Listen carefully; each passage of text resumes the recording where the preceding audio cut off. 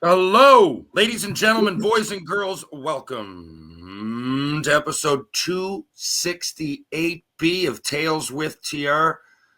My guest today, the Sandman's back. How you doing, Sandman? Doing great, buddy. It's been a long time. Honestly, I think the longest in the last few years. How's summer been? Good. Yeah, I guess we need a little bit of break or what? A little bit of breakup, you and I, and now we're just going to I reacquaint or suppose. what? I mean, well, the thing is, we're both traveling so much. Eventually, we would just intersect in Kansas City or something. But I will be in Toronto quite a bit coming up. I was going to say it on here anyway. Go to terryryan.ca, by the way, for upcoming events. But anyway, I'm going up doing a game on Friday. It's for sick kids. Literally, the organization is called Sick Kids. Myself, McD, Ryan McDonald from Shoresy, David Ayers, Doug Gilmore, Matt Bolesky, and I believe Sergei Varlamov. But we're doing that. And then on Saturday, I'm opening up. We are, myself, Dolo Goody, and Jared Kiso, Shoresy. We're opening up the Hayloft Festival, and then we're going to head into Toronto. And from there, I'm playing the National Ball Hockey Championships and hitting a couple of golf tournaments. So I'll be in Toronto for a lot of the next few weeks to a month. Are you going to be in and around the area or what? Yeah, I will see you there for a few days. I'm going to Montreal this weekend with my daughter. We're going to go to the Osheaga Music Festival. So back next week, and then going to Edmonton the following week to visit family. So whose idea was Osheaga? Because I've been there, and it's an absolute zoo. It's such a good time. Well, like my daughter and I both love music, and as she's getting a little bit older, she's doing two things. She's kind of listening to some of the old school stuff that you and I like. Yeah. But she's also obviously got some new music that's super good taste. So we kind of banter back and forth a bit.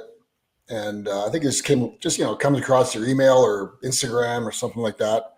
And I just mentioned it to her, and she jumped all over it, which kind of surprised me. I didn't know, you don't know if you're the cool dad that your daughter wants to go to a music festival with. So no, that's awesome. We just had a Churchill Park Music Fest. I mean, the summer's been unbelievable. Iceberg Alley, it was a few weeks ago. That was 3 bands a day, man, for a week, 8 days actually. And then we just had Churchill Park. We had, oh God, man, it was Honeymoon Suite and Haywire, Def Leppard, The Beaches, Alessia Cara, Gwen Stefani, Blake Shelton, the Killers, and I'm forgetting one. I'm forgetting, or Sam Roberts. It just goes on and on. It was a phenomenal few days.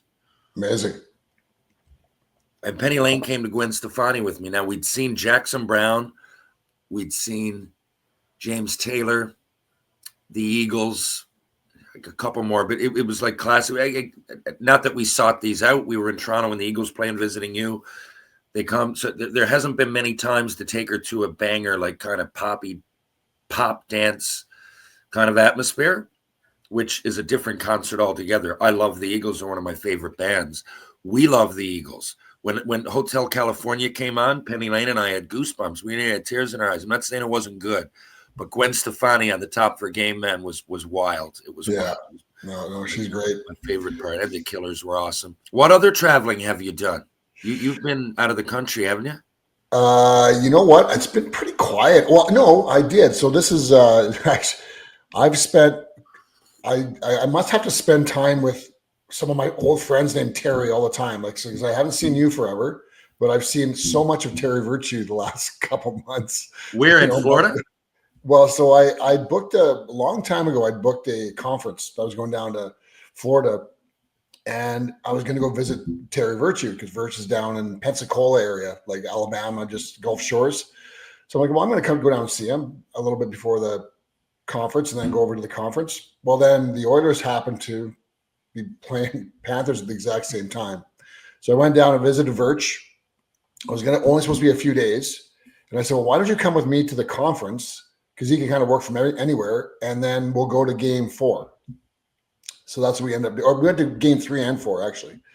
So we ended up going to game 3 and 4. So we hung out for basically 10 days. Him, Virtue, and I just hung out together. Wow. In the conference. And that's a lot of Virtue. It's a lot of Virtue. And then And then he came back to Edmonton last time I was back in Edmonton. He was there visiting his family and friends and stuff. So he ended up staying with me for a few days. And so it's just he's an incredible man. He just makes you laugh no matter what. He's hilarious.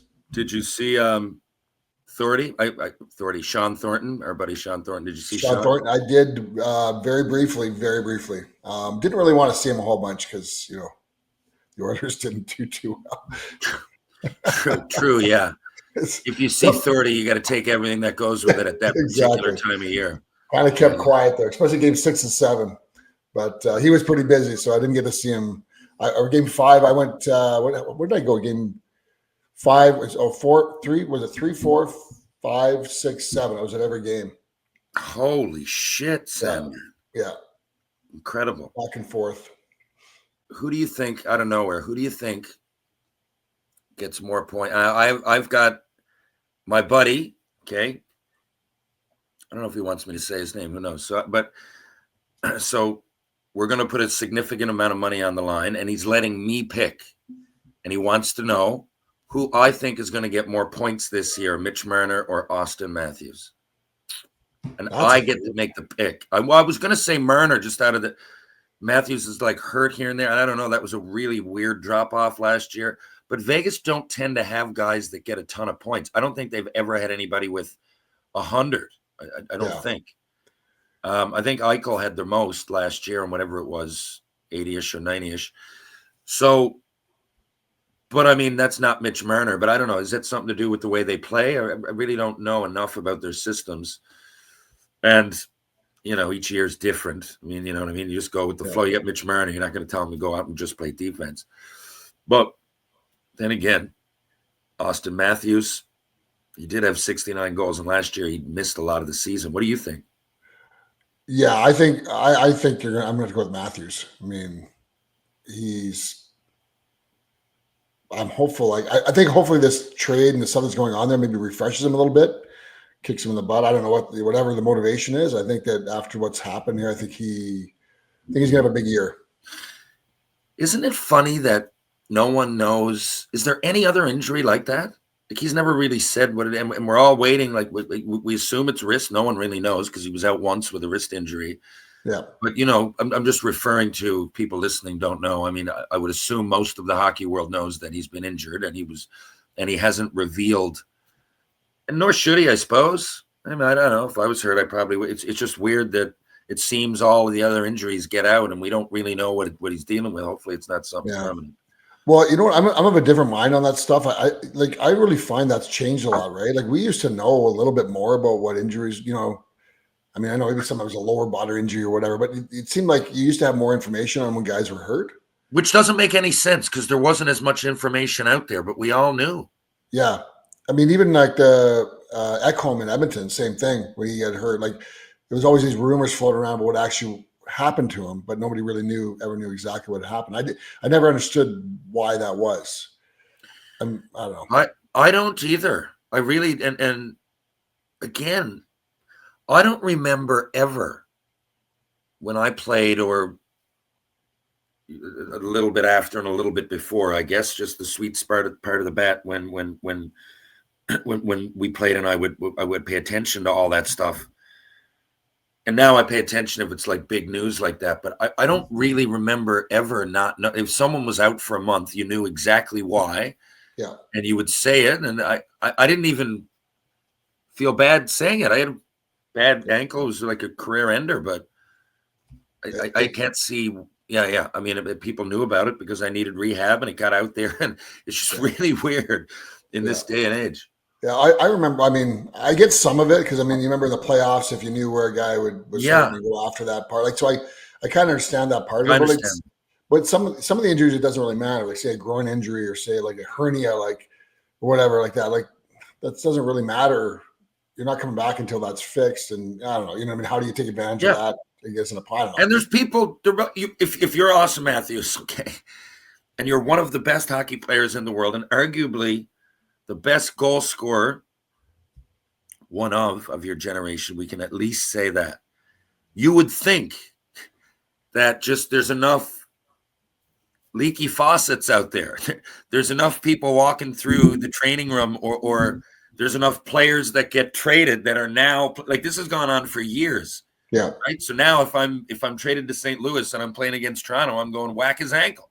That's where he's hurt. Right. But it's just funny that nobody knows. Like that's I mean, I guess his teammates must know. No one really says anything. Yeah. I have no idea. It's just weird. It's just weird to me because it's just a lot different from when we played for sure. You're growing your hair out? Oh, I got some locks going here. Yeah. Oh, wow. Why? What happened? Is this? I don't know. Well, you know what it started as? My daughters were kind of giving it to me. They go, Dad, like you get the same hair as all the other dads. You got dad hair. Like, why don't you grow your hair out or do something, right? So basically started there. I had a couple false starts and I didn't like it. It's so easy with the shorter hair, obviously. Yeah, and I just kind of said, screw it. And I just let her go. And now it's sort of really flowing and feel like I'm back in 1985. Now you're perfect salt and pepper too. Like right now, for that kind of for people that are attracted to that kind of look, like you're right there. Like I said, you're the sweet spot of the bat right now is you're about to hit a home run. It's a perfect salt and pepper. It's only going to get grayer and whiter from here. It is, yeah. And before it wasn't distinguished enough. Right now, you're like the fun dad, the stern business person, the smart professional, the cute older guy. I feel like I'm the business owner that just kind of doesn't care anymore. So I like the guy that walks into meetings with ripped jeans and a t-shirt and like long hair and a ponytail. It's like your lounge stuff. Yeah, I can do whatever I want because it's my business. So, man, what's your favorite Quentin Tarantino movie? Oh, frig, the Kill Bill. Wow, I didn't know you were going to say that. So Penny Lane and I, the last few nights, last week, we watched Kill Bill 1. Last night, we finished Kill Bill 2. Did you? I tell you, man, it's a lot of movies. Once I see them, I see them. Once I know how it ends, it might be years later, and I might revisit it. But like one of my favorite movies ever, for example, it's almost cliche to say it, so many people love it, but it's Shawshank Redemption. Mm-hmm. And once in a blue moon, or especially if someone hasn't seen it, I might look up. But if it's on TV, I often look the other way. I know what's going to happen, and without giving it away, so but with these, and it's scene to scene, and it's a linear story, and it's a great movie, and it's directed awesome. But with these, there's so many little things happening, and he's paying homage, Quentin Tarantino. There's so many genres that it's almost overwhelming. And you turn it on, and each little switch of scene, each close up, each is unique and like creative. So it's worth. I couldn't believe how much of it. Like I knew it was one of my favorites. Pulp Fiction would probably be Reservoir. I mean, I don't know. He's my favorite director, and he's only got 9, and then a couple that he produced. But I just found it out of this world good. And Penny Lane having, and then she's 15, but in the last 5 years, we've watched grown-up movies. The last 3 movies that would be eligible for like Oscars and stuff. She knows what a good movie is. She's, but she was like, I've never seen anything like that. I was like, no, I know. It was a game changer, especially like you said, a lot of, he took inspiration from a lot of Asian movies, right? The Japanese movies and stuff like that. So it's pretty cool. Like it's something, it was new at the time. Like for us in North America, that was like just the way it was done and edited. And I forgot like the music he uses in parts, especially at the end, is through it's Enrico Morricone from The Good, the Bad, and the Ugly. I mean, I didn't even know that. It would have been like 40 years after the fact, but yeah. And I looked, and it's all rich. So it's that, and then like close-ups of the boots and the eyes, like The Good, the Bad, and the Ugly, kind of spaghetti Western era. Yeah. It's nuts. Who else What else, Sam, man? I don't know. I always have people on here and I ask them at the end. Not that I planned on asking you this, but what would be a few of your favorite movies? Well, I was just thinking as you were talking, you are much better about this kind of stuff when it comes to music and movies and all that stuff. If I watch a movie, I rarely go back and watch it again. Like Yeah. ever. I mean, I remember Dumb and Dumber, watching it 50,000 times with your buddies when back in the day. Yeah. It was, we come home from the bar drunk and you watch Dumb and Dumber. And the bus. And the we bus. had like 6 movies to go on remember that shit? You'd have 6 movies to go on a 3-week trip to Brandon and back. That's junior, and then the AHL's the same. People say it now like I know we played in St. John's, so it was a little bit different because we had to fly in places. Yeah. When I played in Freddie, when I played in Hershey, we were busing most places. It was all on the East Coast. It's not quite like they fly a lot more now in the American League and in the Coast. I never flew. Yeah, just driving around. I played in Cincinnati for a bit, and then the West Coast League we flew because the cities were states apart. But when we were in the American League, we would fly in somewhere, and then it was 3 weeks of bus, eh? Yeah, well, that was St. John's, obviously. Yeah, it was nuts. You'd always have to have we had to have Dumb and Dumber on the thing, and you'd have to have, maybe that's a good question. What kind of movies did you have on here? But you always had to have a John Candy movie. You always had to you're right. That's why I can quote a lot of movies, because you're right. And some of them, most were comedies, right? I remember like movies like Meet the Parents, where it's just gag after gag. They're pretty good because you can play your Game Boy, do some reading, just kind of tune in whenever you want, and you're still going to get some entertainment. And once in a while, in that magic moment, you could get 20 odd guys to tune in and watch like Shawshank or something, right? It was rare. And then if someone just started playing guitar or whatever, playing schnarples at the back, and there was a big, a huge movie happening, you're like, shut the fuck up. But rarely could you get every single person. So you'd have to like sit up by the TV, and like the guys who were watching it sit together. You were studying at the back. Weren't you going to school during that? Oh, yeah. I was taking online. Well, they didn't even have online courses at the time, but it was distance education courses. Distance education. You would online, as in you could go online and get it sent to you, right? Well, you'd have like nowadays it's all online stuff, but they had these little portals and you get on and do the stuff. And it was just starting back in that day. I was doing a little bit of that, but was it Athabasca? Athabasca, I was doing that, but I also remember that being the only. Yeah.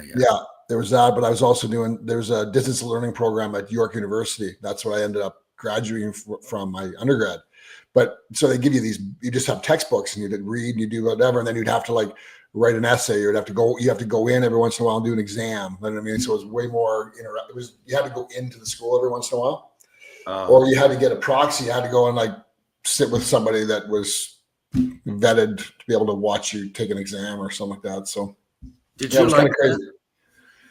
I still I go out of my way sometimes here to go in to the university. Like if I want to, now ours is right in the middle of town, so I got to drive literally right through it multiple times a week. So I might go in and grab a bite, or if I want to do some work, say some research for the podcast, if it's a guest I've never had, or I got to write maybe a blog or a speech or something, I often go into the MUN to do it. I just enjoy, I don't know what it is. It's almost like a mental vacation. You wouldn't think so, because you would think that it's the opposite, being that there's so much learning and stuff going on. But I don't know. There's something about it. Grab a book here and there, or I don't know if it's nostalgic, but I enjoy doing it. Well, I think you're the same. You and I are the same. I think that's one of the things that how we became friends is we both love to learn all the time, and I love being in those environments too. It's just like the energy of like things you don't know and what you can learn, and the energy. I think I love universities and libraries and things like that.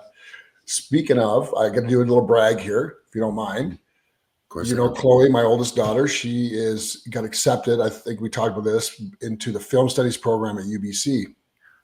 I mean, I'm so pumped for her. So you gotta let Jared Kiso know, she's going to school and she's gonna she'll be coming out. She's already, like they said, he took a liking.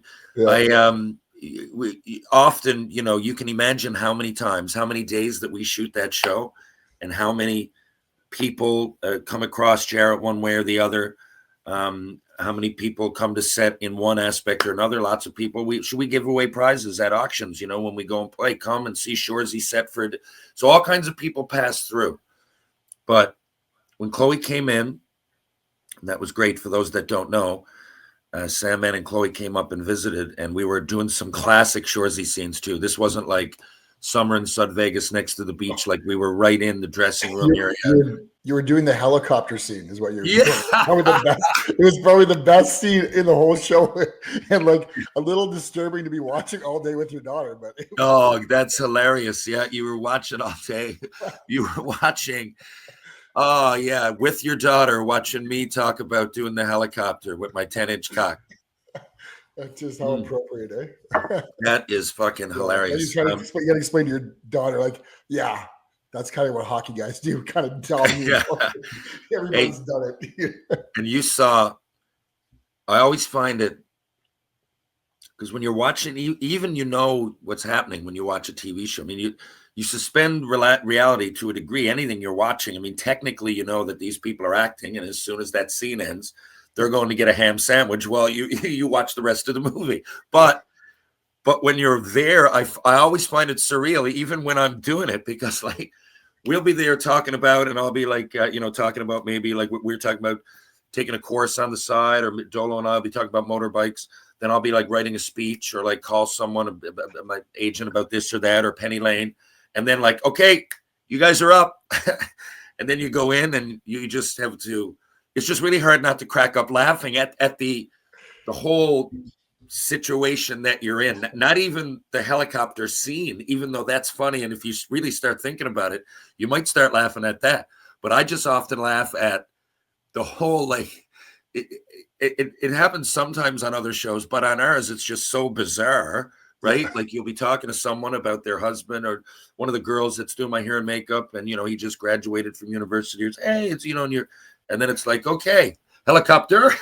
It's just so surreal. It's unbelievable. Well, it was pretty cool actually, just to be there the whole day, and then like all the way you guys were all doing it, shooting it different ways, and it made a lot of sense once I saw the scene. Like, and when the show was on, it was like, okay, I understand why they did all that kind of stuff. It's pretty cool. Yeah. Now you see, and that's why. And for those, the rest of the story, I asked Jarrett to, and Jarrett, look, he's a great person that I don't want to make it seem like that happens all the time, because I would never in a normal situation want to ask him something like that. I know it. And other, it's like Alan Hocko on this show, or that they're doing here, St. Pierre. He's in the same sort of position. He writes a lot of it. He produces it. He's the main face of it. He does some stunts, and Shoresy and Jarrett is so wrapped up. I rarely, but he knows you. He follows the podcast. I'd never asked him anything like that before. And I said, do you mind if they just come up and even visit? I didn't mean on set, but once he met you guys, so he welcomed you down into that world. Now I realized, I was like, okay, this is rare ground here.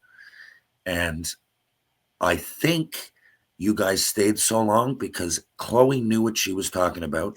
She respected the situation. And it wasn't like just, there's so many people that are there for the fandom and everything. And I totally appreciate that, of course. And there's all of the above. It takes all kinds. But in this situation, I don't even think she watched much of the show, right? Like, she was really interested. And I think he really appreciated that, and now she's going to film school. So it wasn't as if it was just, hey, listen, I got 3 cousins from Bay Roberts and they're coming up and they wants to have a beer and come down and visit the boys on set, right? It wasn't that. So it really is. I mean, the kindness that everybody there showed, like, it was incredible.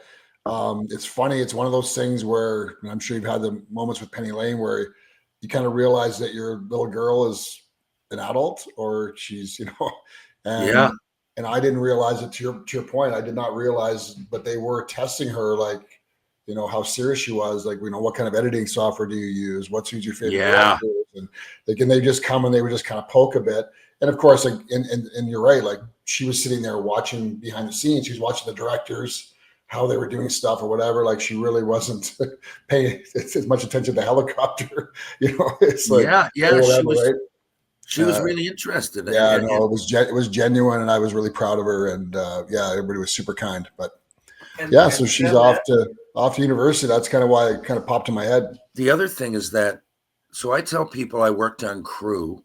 Well, I mean, I tell people, of course I do that. That's what I did. So I worked on crew for, speaking of Alan Hawko, on Republic of Doyle. That was my main job for 6 seasons was that show. Then I was on from season 2. I started to do background. And then I was a production assistant one way or the other, a gopher of sorts, but it was a real fun job. But the thing is, I never got that close to set ever, right? I was locations. I'd go out. There's all kinds of jobs on set. I had to learn to read a call sheet, but I would like often go out in the parking area and make sure the cars were parked with maximizing the space. I might make sure that people don't walk through a scene. I might have to run something into the director. I might have to go out in the trailer park land and bring the food over to the actors, whatever it was. There was a lot of hats to be worn, but rarely is there anybody down there that's not like a real, like the camera people, either actors, people that are educated one way or the other, that have a job that requires that you can't just walk into. So I never really, and then it just so happened on Frontier when I met Momoa and I got that break on screen, I was a set dresser. Even there, I would go ahead of time and get the set ready so I was never even on set there. That one set dresser sounds like you're not even, you're a day or two or sometimes a week ahead of the crew because they're going to come into what you've already set up, right? So you're either ahead of time or you're cleaning up the mess that they left after, and you're tearing down the set, whatever it is, after they leave. So I just happened to get a role. I was the same height and weight as one of the lead actors in Frontier. So I got to be a stand-in, they call it. And then I was down. So you stand there for camera and lighting purposes while the real actors are off getting their hair and makeup done after they rehearse. And once I was down there, I was like, holy shit. After years, everything that you're explaining now. So that's why I wanted to get her in there, at least to see a second of that, because it's a whole different perspective. And then she started, like you said, talking about software editing. I was like, yes. Yeah, exactly. You know what I mean? Like, it's like she hit a home run. It's like bringing in somebody up from the minors and you're like, just go in and get hit by a pitch or something, get on first base. But she knocked it out of the park. Yeah, she did. Yeah. Quite assassin. That's good. It was great. Where's she going to film school? At UBC, Vancouver. So we'll be moving. I'm moving her in there at the end of August, going down, get her set up, and she's off. So now we'll plan a few trips out west. Absolutely. Yeah. A little bit of Edmonton Canucks action, maybe. Yeah. Visit Chloe, head over to the island. You know what I mean? Maybe do some work over there. I can do a podcast from wherever, make it work. Yeah. Perfect. Figure it out. Well, maybe get some Terry Virtue action. Bring him from one coast to the other. He'd be all over it. What are you doing the rest of your summer? Yeah, just Montreal this weekend, then Edmonton for a week, and then back, and then out to Vancouver. Like that's it. Like there's only probably maybe 10 days left in the summer where I'm not traveling. Okay, well, I'm gonna see you. Yep, next week. At some point, in the next, just shoot me a note when you're in Toronto. Appreciate you doing this today, and congrats to Chloe. I'll see her anyway. But when does she leave? On the 26th of August. You'll see her next week sometime. We'll get. She leaves on the 26th. Okay, what could we do? Okay, we'll tell her to pick. I don't know, somewhere. I'll take her out for a bite to eat before we go. Before she goes, that'd be great. A place of her choice. That'd be great. She'd love to see you. As always. Like I'm talking somewhere unique though, like CN Tower. Like I'll have to take a painkiller or something to get up there, but somewhere like that, or that restaurant in Toronto that's just pitch black. You ever hear that one? We've done that one, yeah. Oh, you've done it? Yeah. How black is it? It's literally you can't see a damn thing. It's weird. It is weird. It's weird because like part of the food is seeing it, but I would want to experience it once. But anyway, somewhere like that. It's up to her. No, we're not going there. I hated it. I didn't like it. Yeah, I want to see my food. because seeing it is part of the experience, right? I mean, Exactly. and Yeah. all of the yeah, for me too. I mean, Hey, and I was trying to be open-minded. I tried to be open-minded, but I'm. you know what I mean? Like, why don't I just drop a bowling ball on my foot while I'm eating too? Like, give me all the disadvantages that like, you know what I mean? Like, that's what I found really weird Yeah. about it. Tie Yes, my hands behind my back. I could eat with my yes, face. just you can go anywhere with that. Have someone picking pubic hair out of my balls with tweezers while I'm eating. Just how far can we go with this? Okay, cut off. Can we put a plug over my nose so I can't smell it Yeah, I as can't well? smell it. Yeah, exactly. Yeah, no. Anyway, good to talk to you. Thanks for doing this. Okay, bud. Take care. See you Really next week. appreciate it. We'll chat soon. There it is, folks. Terran Sandwith, thanks again to my good buddy. If you're downtown St. John's, before we get into it, thank you to Pete Quinton and everybody involved with Mighty Quinn Productions. Churchill Park Music Festival was an absolute blast. One of the most fun weekends I've had in Newfoundland or anywhere in a long time. Thank you to Peter Quinton. Good luck setting up and organizing for next year because it's going to be hard to top. That was just an absolute blast. Thank you to everybody involved that helped bring such an unbelievable vibe and event to our awesome city. Thank you once again, Mighty Quinn Productions. If you're downtown St. John's, speaking of, and you're on George Street, check out the Martini Bar. What a place. What a street. While you're at it, why not pop by Trinity Pub, TJ's Pub, Rob Roy Confusion, Greensleeves, and Bull and Barrel. That's where I like to go. Check it all out. They're all great spots. If you're going to have a bite to eat, why not try the Loose Tie? Why not try Blue on Water? And why not try Wedgwood Cafe, who also do catering. Adelaide's not bad too, boys. You want strength and balance for the body and mind? Look no further than Ryan Power at Power Conditioning. You want to go to Mr. Lube? There's 2 locations right here in St. John's, Newfoundland and Labrador. One's on Camount Road, one's on Torbay Road. Live, laugh, lube. Carpet Factory, laying the carpet for your community. GS Construction, laying the groundwork for your community, if that community happens to be Edmonton, Alberta. Once again, thank you, Terran Sandwith of GS Construction. Crown Cabinets, just because. True Hockey, take what's yours. And Muggsy Jeans, I loves me Muggsy Jeans. Folks, we'll be back in just a couple of days with more Tales with TR. Thank you for listening.